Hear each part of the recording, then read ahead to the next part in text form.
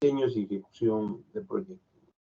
Entonces vamos a ir viendo primero cómo se clasifican estos diseños y qué criterios para su clasificación se hacen, ¿no? Ya se han revisado a través de diferentes cursos los diferentes tipos de diseño y la clasificación, ¿no?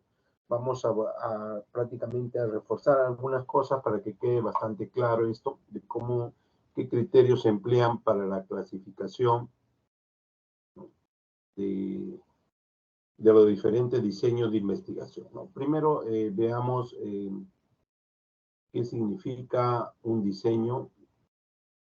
En realidad el diseño de un estudio es una estrategia o plan, ¿no? Esa estrategia o plan que se va a utilizar para responder una pregunta, ¿no? Y es la base de la calidad de la investigación clínica, ¿no?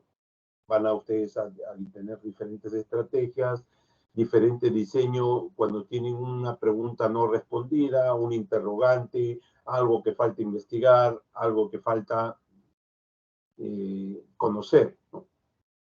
Puede ser de ciencia básica, ciencia aplicada, inclusive de tecnología, ¿no? Este diseño se refiere al plan o estrategia concebida para responder, por lo tanto, a cualquier pregunta de investigación, a cualquier problema de investigación, ¿no? Porque el problema se expresa a través de una pregunta de investigación. Para eso van a escoger ustedes un plan o estrategia. Por supuesto que para responder al problema de investigación van a haber múltiples estrategias, ¿no? Pues, y estos se van a ir volviendo más complejas a medida que ustedes deseen mayor fidelidad, mayor valor de su investigación o de la pregunta que quieren responder, ¿no? Muchas veces hay que este plan o diseño se debe tener en cuenta los sesgos que se pueden producir, ¿no? Y para lo cual deben escoger un diseño muy adecuado y van a elaborar un plan perfecto para su trabajo de investigación, evitando los sesgos, los errores aleatorios o por lo menos midiendo. De eso se trata el diseño, ¿no? ¿Qué criterios tienen para escoger un diseño? En la primera etapa de la investigación es la pregunta y de acuerdo a la pregunta de investigación van a ver cuál es el diseño más apropiado, ¿no? Para responder o cuál es el diseño más confiable, ¿no? No siempre para responder es un trabajo experimental, muchas veces hay que hacer primeramente un estudio analítico y esto va por etapas, ¿no? Por ejemplo, al principio, si no conocen una nueva enfermedad, ahorita, por ejemplo, tenemos una neumonía, una hepatitis eh, letal, fulminante en los niños, ¿no? Entonces están en esa etapa de fulminante, entonces básicamente el estudio, el diseño sería una serie de casos, ¿no? Se trata de investigar, no van a hacer un estudio experimental todavía, ¿no? Porque no es confiable. Recuerden otra palabra bastante importante, otra frase bastante importante en investigación, es que la verdad tiene muchos caminos, ¿no? Por eso que pueden hacer diferentes diseños y van a llegar a la verdad, ¿no? Por supuesto que el diseño experimental es uno de los más elaborados, pero no siempre les va a ayudar a responder la pregunta, ¿no? Entonces, como le decían, de este caso de esta hepatitis fulminante que se está publicando, no sabemos todavía qué germen es el que está provocando esta infección. Se han descrito algunos casos mortales, tanto en Inglaterra, en España, ¿no? Acá todavía no sabemos si tenemos estos casos. En realidad, de repente ya existen, no sabemos porque nuestras estadísticas no son buenas, ¿no? Y no hacemos una adecuada investigación en el país, sobre todo de vigilancia, ¿no? La vigilancia. Otro criterio para recolectar información para responder a las diferentes preguntas puede ser cualitativa o cuantitativa esta investigación, ¿no? Puede ser de las ciencias sociales o de la ciencia física, y de acuerdo a eso, el investigador, en este caso usted, el alumno, van a seleccionar un modelo, un diseño de investigación. De manera práctica, adopta este diseño para cumplir con sus objetivos, ¿no? Se van a trazar luego de la pregunta de investigación, se van a trazar objetivos. Estos objetivos que ustedes desean cumplir, una vez hecha su pregunta de investigación, se van a trazar objetivos, qué es lo que quieren lograr ustedes. Entonces, de acuerdo a eso, ustedes van a escoger el diseño de investigación más apropiado. Esto nos va a indicar los pasos a seguir, el diseño nos va a indicar los pasos a seguir para que ustedes puedan alcanzar sus objetivos propuestos, ¿no? Entonces, previo a la selección del diseño, se debe tener claro básicamente los objetivos de la investigación. No solo la pregunta de investigación, sino avanzamos hacia los objetivos de la investigación, ¿no? Este es el esquema.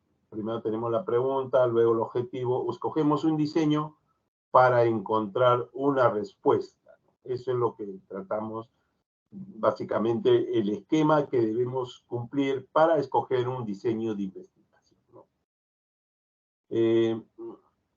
A través de la historia de la ciencia y la ciencia biomédica se han ido apareciendo diferentes diseños de investigación. Y bueno, y en el curso vamos a revisar todos los diseños de investigación que existen en las ciencias médicas. Tenemos un año para revisarlo, por lo tanto no se va a escapar ningún diseño. Así ustedes no lo puedan aplicar, pero por lo menos van a tener conocimiento de esos diseños de investigación. ¿Qué criterios existen para la clasificación de estos diferentes diseños de investigación? Vamos a revisarlos en las siguientes transparencias. Vamos a ver según la intervención del investigador, va a ser si el investigador tiene una participación o intervención activa, va a ser un estudio experimental o cuasi experimental, ¿no? La diferencia experimental y cuasi experimental tiene que ver con la aleatorización, que vamos a revisar más adelante, pero ya les voy mencionando que es la diferencia entre experimental y cuasi experimental. En cambio, si la intervención del investigador es pasiva, solamente es un estudio observacional, ¿no? No va a ser experimento, no va a manipular la variable, ¿no? Entonces, por lo tanto, va a ser un estudio de tipo observacional, ¿no? A veces cuando hacen sus tesis, por ejemplo, ustedes revisan una serie de casos, una enfermedad, el COVID, lo único que hacen es recoger datos, ¿no?, de las historias clínicas, ¿no? Y por lo tanto va a ser un estudio observacional. Recoger datos de la historia clínica nunca va a tener una connotación experimental, ¿no?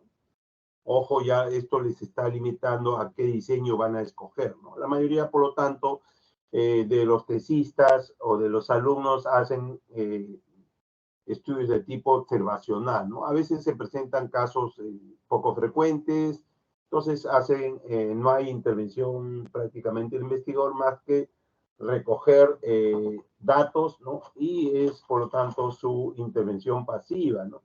Por lo tanto, va a ser un estudio de tipo observacional, ¿no? En cuanto a la direccionalidad, ¿no? Vamos a tener estudios de causa-efecto y efecto-causa, ¿no? O sea, vemos causa-efecto, ¿no? Estudiamos cuáles son las causas y luego vemos los efectos que van a aparecer mucho después del estudio, ¿no? Primero vemos las causas, ¿no? Y luego estudiamos el efecto, ¿no? Básicamente, para que tengan una idea, un clásico ejemplo de esto es cuando nosotros estudiamos factores de riesgo, que son las probables causas, y a través del tiempo vemos si el efecto o enfermedad aparece, ¿no? Entonces, eso sería un estudio de causa-efecto, y a diferencia de efecto-causa escogemos un grupo de personas que tienen un determinado evento, una enfermedad, un accidente o alguna entidad patológica y buscamos la causa probable que haya podido causar este efecto, ¿no? Básicamente un estudio de este tipo es el de casos y control, ¿no? Entonces tenemos más o menos este tipo de relación, pero no todo esto es así, de causa-efecto también puede ser no solo de corte, puede ser un estudio experimental, pero ya nos da una idea de qué tipo de direccionalidad está tomando y qué tipo de diseño se podría tratar. La otra característica es la temporalidad, ¿no? Que básicamente se refiere al periodo en que se capta la información, ¿no?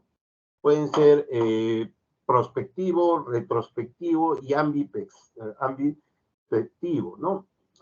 Prospectivo quiere decir que los datos va a haber un seguimiento y se van a ir recogiendo los datos en el futuro.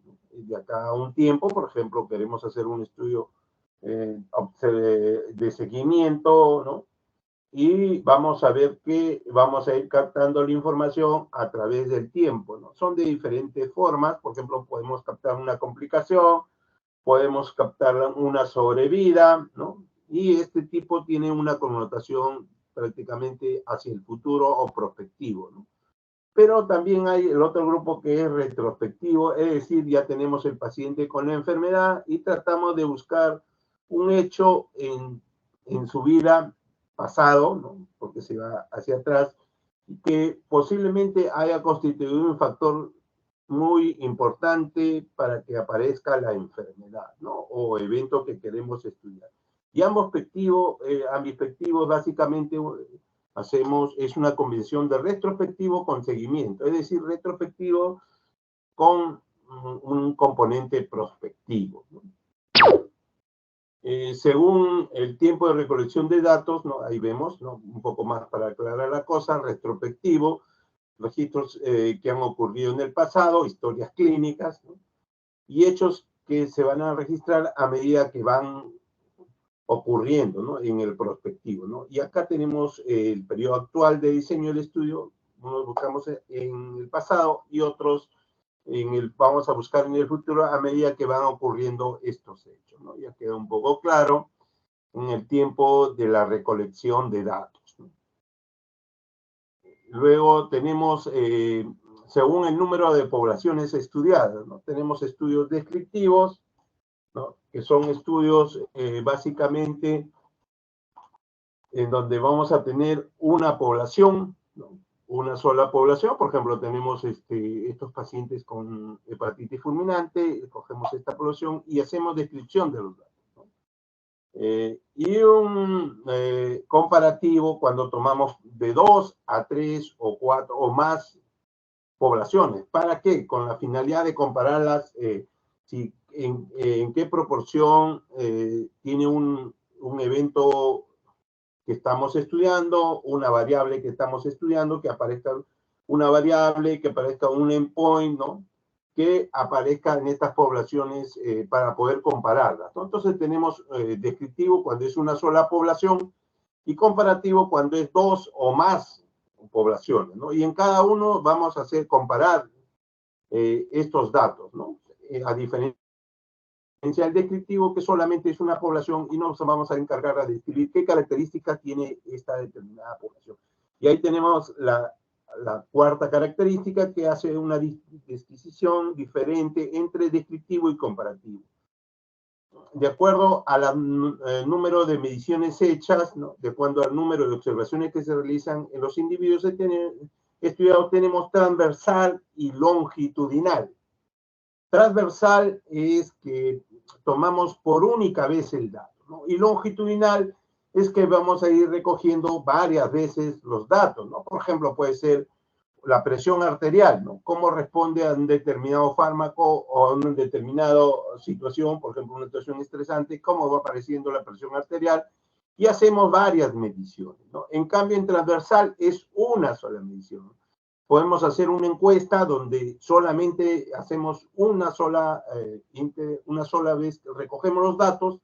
En el longitudinal, en varias oportunidades vamos a recoger los datos, ¿no? Entonces, esa es la diferencia entre transversal y longitudinal. Transversal recogemos por única vez el dato y longitudinal a través del tiempo recogemos en diferentes tiempos los datos, ¿no? De la misma población o de poblaciones comparativas, porque acá no hace si es una, dos o tres poblaciones, sino solamente se está limitando a la característica el número de mediciones hechas, ¿no? Puede ser, como les vuelvo a repetir, una encuesta, puede ser una medición de una complicación, puede ser una función vital, puede ser una función biológica, que recogemos de los individuos que estamos estudiando. Y cuando hablo de individuos, no solamente son los seres humanos, puede ser una historia clínica, puede ser el acto de la atención médica, ¿no? Y así. Puede ser una radiografía, puede ser una tomografía. Entonces vamos a ir diciendo los diferentes tipos de mediciones, ¿no? La otra característica importante, según el método de recolección de la información, ¿no? Tenemos los estudios primarios y secundarios. Primarios tienen relación, básicamente, directamente recogemos de los individuos, las poblaciones de estudio, y secundarios recogemos a través de otras fuentes, ¿no? Primarios básicamente tiene bastante relación con el estudio prospectivo, ¿no? Porque vamos a recoger de los mismos pacientes los datos, ¿no? Y secundario es a través de otros archivos, ¿no? No es de manera directa del paciente, sino de archivos, historia clínica. Entonces, tiene relación con estudios retrospectivos. Por lo tanto, el método va a ser retrolectivo, ¿no? En cambio, cuando recogemos primario, ¿no?, de la fuente misma, ¿no?, es el estudio prospectivo, ¿no? Entonces, esa es la diferencia entre primarios y secundarios, ¿no? Recogemos del mismo objeto de estudio, y secundarios cuando recogemos de registros o otros datos u otras personas que nos pueden referir, ¿no? La otra característica es, de acuerdo a la participación del investigador en el fenómeno que se estudia, ¿no? Tenemos observacional y experimental, ¿no? Observacional, que solamente observa, y experimental, que el investigador va a intervenir, ¿no? Entonces, esa es otra forma de clasificarlo, ¿no? Ya nos están permitiendo clasificar los diferentes tipos. Estas características nos permiten clasificar los diferentes tipos de diseños de investigación que tenemos, ¿no? Y acá un ejemplo de transversal y longitudinal en el tiempo. Transversal es una sola encuesta, por ejemplo, una encuesta de opinión, una encuesta del estado de salud en ese momento, ¿no? Por ejemplo, una prevalencia puntual. Y longitudinal es a través de un periodo de estudio, ¿no? Esa es básicamente la diferencia entre transversal y longitudinal de manera gráfica, ¿no? Y acá, para que quede un poco claro, de causa-efecto prospectivo, de efecto-causa retrospectivo, ya le he mencionado sobre esto, pero para que quede un poco más claro, transversal, miren, una sola medición, y acá longitudinal, en este caso de este gráfico, tenemos 3 mediciones, ¿no? Para que quede y aclarar los conceptos, ¿no? Y acá tenemos una combinación, ya cuando hacemos un poquito más complejo la clasificación, hacemos un poquito más complejo la clasificación de los diseños de investigación, donde vamos a combinar la asignación aleatoria con la manipulación de la variable. Ya les mencionaba de experimental y cuasi experimental. Cuando hay una asignación aleatoria, va a ser y se manipula la variable, va a ser un estudio de tipo experimental, ¿no? Si se manipula la variable, pero no se hace la asignación aleatoria, va a ser un cuasi experimental. Si en ambos casos no hay asignación aleatoria y no hay manipulación de la variable, no asignación aleatoria, y no manipulación de la variable, va a ser un estudio de tipo netamente observacional, ¿no? Esto nos permite la combinación de 2 características y hacer una clasificación más puntual de los diferentes diseños de investigación con los que se cuenta las carreras médicas, ¿no? Acá hay otro tipo de clasificación que va a permitirnos, según el paradigma aplicado, cualitativo y cuantitativo, ¿no? De los diseños, ¿no? Cualitativo tenemos básicamente la investigación que la mayoría estamos haciendo, la cuantitativo, y cualitativo tiene que ver con la antropología, con la psicología, ¿no? Se hacen más que todo, hace una caracterización. En cambio, en el cuantitativo vamos a tratar de medir siempre, ¿no? El número va a ser nuestro aliado en el cuantitativo, y la mayoría de investigaciones experimentales de vacunas básicamente se basan básicamente en los estudios, son de tipo cuantitativo, ¿no?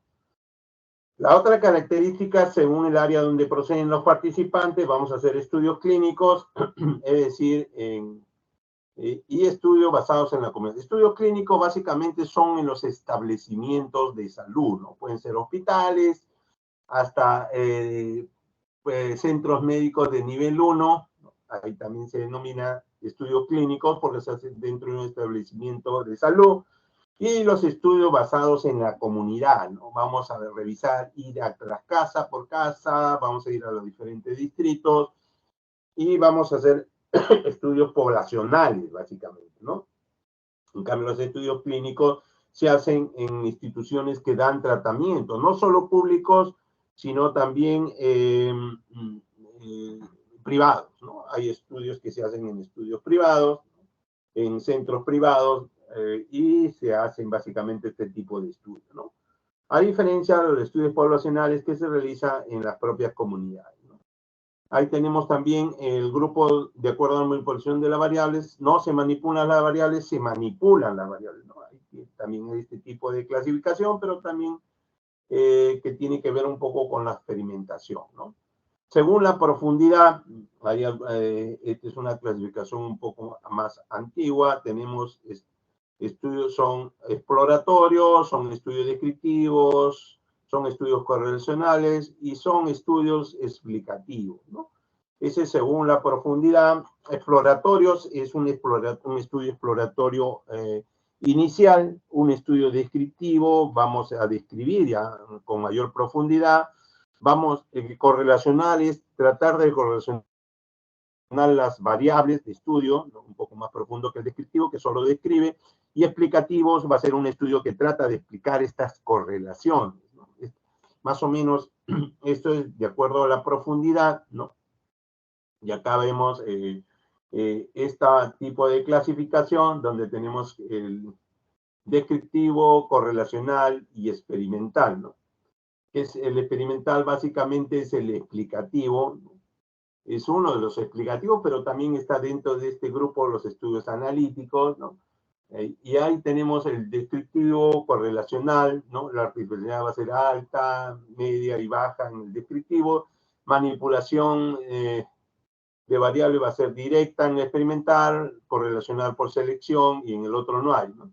El tipo de relación experimental va a ser causal, ¿no? De asociación, y descriptivo de regularidad, ¿no? Acá, disculpen, vamos a aclarar un poco. El correlacional se refiere a los estudios analíticos y experimental, los netamente experimentales, ¿no? La relación causal básicamente está fuertemente asociada en todos los estudios experimentales, la asociación en los estudios analíticos y los estudios descriptivos en las regularidades, ¿no? Bueno, en el ambiente, el experimental generalmente se hace en laboratorio, el otro es seminatural y el descriptivo es básicamente natural. Ese es de acuerdo a la clasificación, como le digo, es un poco antigua. Y esto más o menos empieza así de acuerdo al grado de control de la situación. Tenemos de menos a más, ¿no? Básicamente el descriptivo menos control y el experimental mucho mayor control. El grado de naturalidad de la situación de investigación descriptivo es básicamente no se interviene, es observar la naturaleza, ¿no? Y menos naturalidad es el tipo experimental, ¿no? Básicamente este tipo de clasificación que nos va a permitir la clasificación y es la base un poco para la clasificación epidemiológica de los estudios, ¿no? Este tipo de clasificación que va de lo más sencillo hacia lo más complejo, ¿no? Es desde lo más sencillo hasta lo más complejo, ¿no? Y básicamente acá tenemos nuevamente este tipo de clasificación que nos van a permitir aclarar los tipos de estudio, de intervención. Tenemos experimentales, según el tiempo de estudio, transversal y longitudinal. Según busca de la causalidad, van a ser descriptivos y analíticos, ¿no? Ojo, descriptivos y analíticos. Este es un nuevo tipo de clasificación, tanto descriptivo como según función de la variable independiente. Puede ser simple o factorial, ¿no? Básicamente simple cuando es una sola variable independiente y factorial, es decir, muchos factores, por eso que de ahí viene su palabra factorial, cuando la función de la variable independiente es de tipo factorial, ¿no? Vamos a ver posteriormente, cuando hagamos diseño por diseño, vamos a ver que hay un diseño de tipo factorial, ¿no? Y ahí se va a entender cómo es este diseño íntimamente, cómo está dispuesto, cómo se ha logrado este tipo de función de la variable dependiente de tipo factorial, ¿no? En función de los sujetos de estudio, se clasifican con un sujeto o con grupos, ¿no? Se puede experimentar con un solo sujeto o con grupos de personas, ¿no? Básicamente puede ser un solo sujeto o grupos de personas. Básicamente, este tipo de clasificación es básicamente para intervenir, por ejemplo, acá intervienen el grupo, los estudios ecológicos son grupos de personas que se comparan una con otra, en cambio con sujetos son los tipos experimentales donde evaluamos a cada sujeto. En cambio, en el otro grupo se evalúa el grupo en sí, ¿no? Cómo va el grupo en sí, ¿no? Más adelante, de repente, vamos a ver los estudios ecológicos y se va a comprender, ¿no? O sea, hay grupos de estudio donde sacamos datos y comparamos los grupos y hay otro grupo de estudio que vamos a comparar sujeto por sujeto y qué encontramos en cada sujeto, ¿no? En cambio, ahí, en el otro estudio de tipo ecológico, vamos a ver en qué encontramos en cada grupo, ¿no? Este grupo puede ser de acuerdo a situación geográfica, de acuerdo a un determinado tiempo, también te podría clasificar, ¿no? Sobre todo en los estudios de series de tiempo. Otra clasificación que es en función de las variables independientes, ¿no? Este tipo de clasificación en función de la variable dependiente puede ser de medida única o de medidas repetidas, ¿no? Básicamente eso tiene que ser con transversal y longitudinal, ¿no? De medida única o de medidas repetidas, ¿no? Este es otro método de clasificación, pero que tiene fuerte, estrecha relación o similitud con el longitudinal y transversal, ¿no? Bueno, este es los estudios observacionales, descriptivos y explicativos o analíticos, que pueden ser de corte transversal, analítico prospectivo, analítico retrospectivo. Ya nos estamos inclinando, ya esto nos permite clasificar los estudios. Vamos a ver, ya nos da un criterio más para poder hacer una clasificación epidemiológica de los diferentes diseños de investigación, ¿no? Ya esta clasificación nos permite hacer este tipo de acercamiento hacia los diferentes tipos de estudio que vamos a revisar estudio por estudio y vamos a ver qué características tiene los estudios, ¿no? Básicamente, lo que le he querido traer es un refrescamiento de las características, cómo se van a clasificar los diseños de investigación y la tarea en este caso a través de grupos vamos a ponernos esto de los grupos de trabajo. Ya tengo los docentes, vamos a hacer la distribución con la delegada para que puedan empezar a hacer sus proyectos, ¿no? También les voy a dejar una tarea como parte de la actividad asincrónica. Les voy a entregar algunos estudios y ustedes van a clasificar en una matriz si tiene estas características, ¿no? Si tiene esta característica, si es cuasi experimental, si es transversal, retrospectivo, comparativo, ¿no? Y de los diferentes estudios que he escogido, y se los voy a enviar para que ustedes puedan responderlos de manera grupal, ¿no? De manera grupal, porque si no me llenaría de trabajos y calificarlos sería una tarea enorme, ¿no? Entonces, vamos a dividirlos por grupos y vamos a empezar a trabajar ya cada uno con su docente. Se van a poner de acuerdo con el docente para poder trabajar, ¿no? Para poder trabajar con cada uno de ellos. No sé si tengan alguna pregunta sobre lo explicado, alguna duda.